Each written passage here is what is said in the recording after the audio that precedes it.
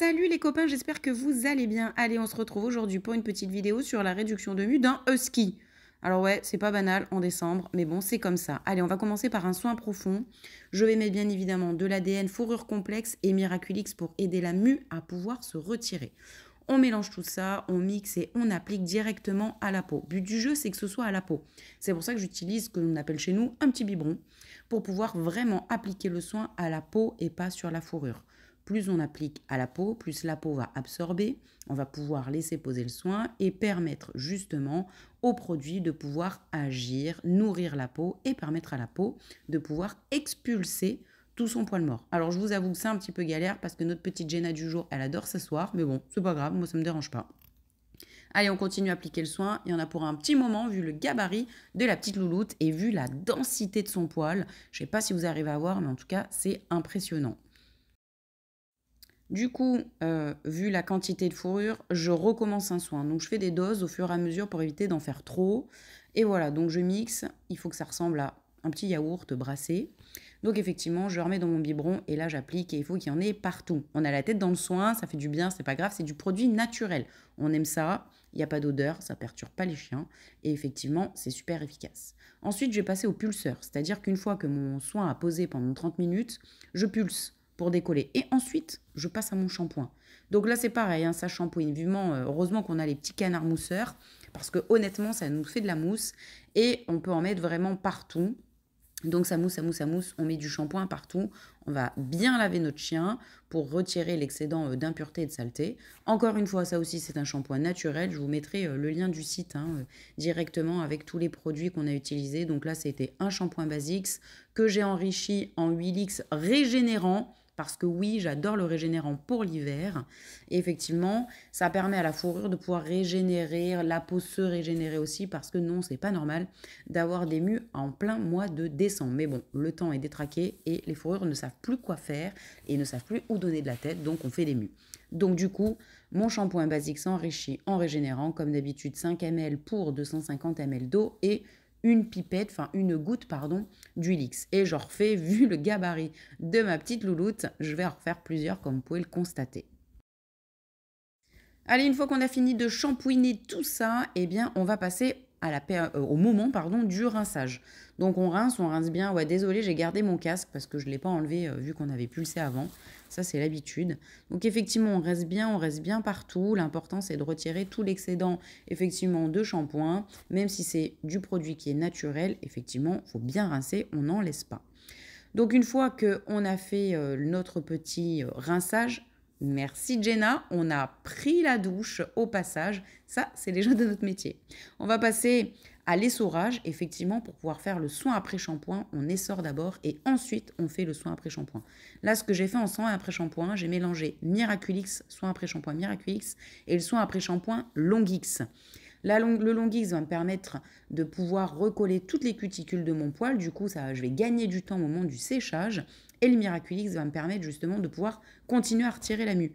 Je passe un coup de peigne à dents rotative. Donc, dents rotatives pour ne pas arracher la fourrure. Attention, c'est très important. Une brosse, ça ne fait pas le taf. Un peigne classique, ça ne fait pas le taf. Il faut vraiment un peigne à dents rotative pour pouvoir éviter d'arracher, mais de créer un chemin dans la fourrure avec les dents qui tournent sur elles-mêmes. Ça, c'est génial. Donc, s'il vous plaît, pour toutes les fourrures complexes ou tous les démêlages que vous faites ou les réductions de mue, prenez un peigne à dents rotative.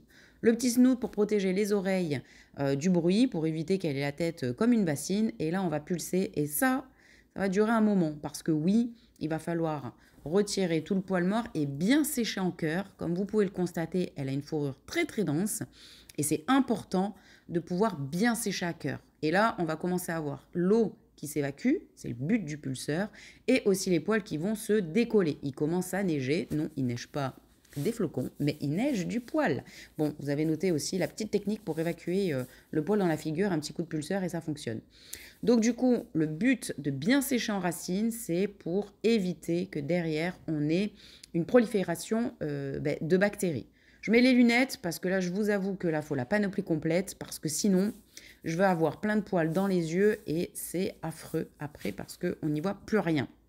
Donc pour le coup, je mets la panoplie de réduction, spéciale réduction de mue. Donc comme vous pouvez le voir, ça vole, ça vole, ça vole. Le soin profond, ça nous aide à décoller, ça nourrit la peau. Le Miraculix en soin profond, ça décolle la mue. Effectivement, le soin après shampoing aussi. Et là, pour le coup, comme vous pouvez le voir, on expulse l'eau et on expulse surtout le poil mort. Ça évitera que Jenna, elle mette encore plein de poils à la maison.